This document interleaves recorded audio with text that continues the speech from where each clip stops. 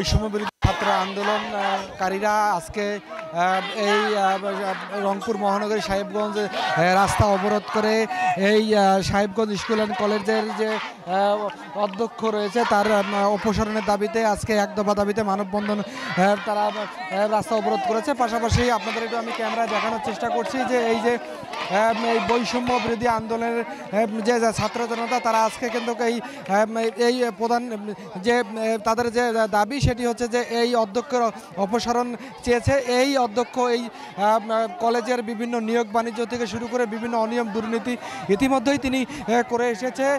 বিগত সময় থেকে যে শিক্ষার্থী যারা এই কলেজে রয়েছে তাদের সাথে বিভিন্ন মানবিক আচরণ সহ তারা এই কর্মকাণ্ড চালিয়েছে। এই অধ্যক্ষ শাহজাহান সাহেব সেটিও ইতিমধ্যে জানিয়েছে। তারই দাবিতে আজকে মানববন্ধনে অংশ নিয়েছেন ছাত্র জনতা। পাশাপাশি তাদের একটাই দাবি যে এই যতক্ষণ পর্যন্ত এই অধ্যক্ষ শাহজাহান পদত্যাগ করবে না ততক্ষণ পর্যন্ত তারা মাঠ ছাড়বে না, তাদের এই আন্দোলন অব্যাহত থাকবে। তাদের একটাই দাবি যে এরকম দুর্নীতিবাজ যে এই অধ্যক্ষ তাকে যেন এই কলেজে আর দেখতে না হয়, সেটি যেন দ্রুত অবিলম্বে যেন তাকে এখান থেকে অপসারণ করা হয়, সেই দাবি তারা জানিয়েছে। আমরা একটু কথা বলবো যে এই যে কেন আজকে তারা আন্দোলনে দাঁড়িয়ে, আপনারা কেন আজকে আন্দোলনে দাঁড়িয়েছেন সেটা একটু বলবেন। মূলত আমাদের স্কুলে জিএসসি বা এসএসসি পরীক্ষা শেষে যখন সার্টিফিকেটের জন্য আসা হয় মূলত ওনারা 500 টাকা করে নেয়। সরকারি অনুমতি হিসাবে কি 500 টাকা নেওয়ার কোনো আইন আছে? তারপর দিয়ে আমাদের স্কুল মাঠে একটা ঘর ছিল, যে ঘরে মনে করেন ওরা অবৈধভাবে মানুষ যখন না ছিল রাতের আধারে ওরা অবৈধভাবে তখন এই ঘরটাকে চুরমার করে নিয়ে যাওয়া হয়েছে এবং বিক্রি করে দিয়েছেন উনি, এবং এই ঘরে ইট পাওয়া যায় সভাপতির বাড়িতে। তাছাড়া উনি মনে করেন কলেজের আলাদা কোনো অধ্যক্ষ নিয়োগ করেন নাই, তিনি আমাদের স্কুলেরও অধ্যক্ষ এবং কলেজেরও অধ্যক্ষ।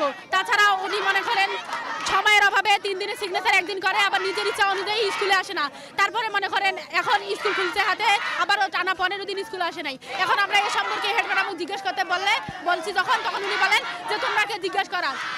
উনি আমাদেরকে এই বিষয়ে আমাদেরকে কোনো দলিল দেখাইতে পারে নাই যে হেড স্যার ছুটি নিছে, এই বিষয়ে ওরা আমাদেরকে কোনো দলিল দেখাইতে পারে না। তাছাড়া উনি কথায় আমাদেরকে টিচির ভয় দেখায়। আপনাদের দাবি কি? আমাদের দাবি হচ্ছে যে ওনার পদত্যাগ, আমরা ওনার পদত্যাগ চাই। কোনো দুর্নীতিবিদের আমরা স্কুলে রাখবো না, ওনার পদত্যাগ চাই।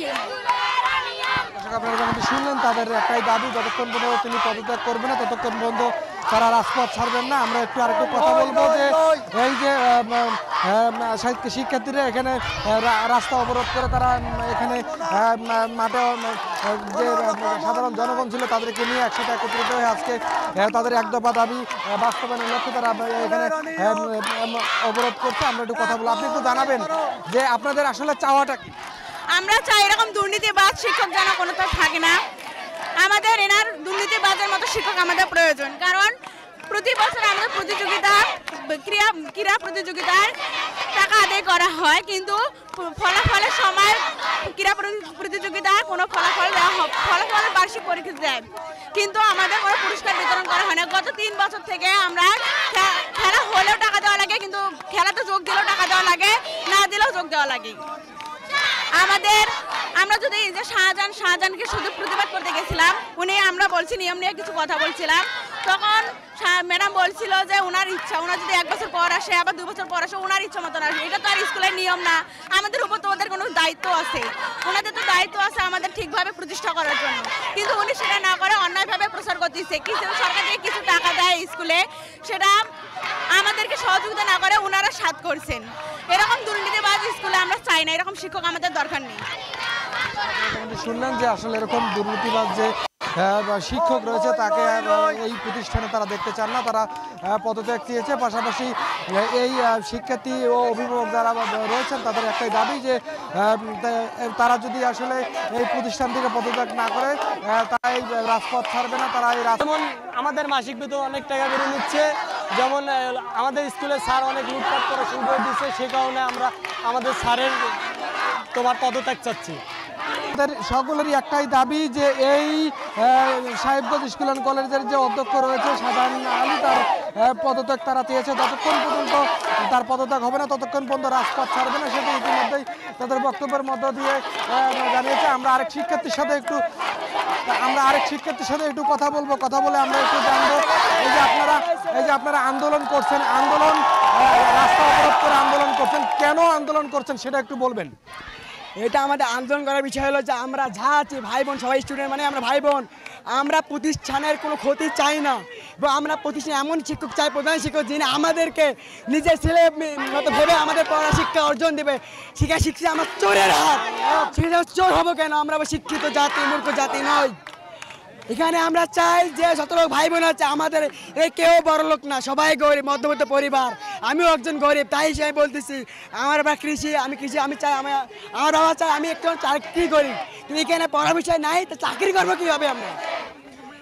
আপনারা যেমনটি শুনলেন, আচ্ছা তাদের একটাই দাবি যে তার যে প্রতিষ্ঠানের অধ্যক্ষ রয়েছেন তাকে পদত্যাগ করতে হবে, পদত্যাগ করে এখান থেকে যেতে হবে, অন্যথায় তাদের কর্মসূচি অব্যাহত থাকবে, তারা রাজপথ ছাড়বে না, তারা যতক্ষণ পর্যন্ত মেনে নেওয়া হবে ততক্ষণ পর্যন্ত তাদের আন্দোলন অব্যাহত থাকবে।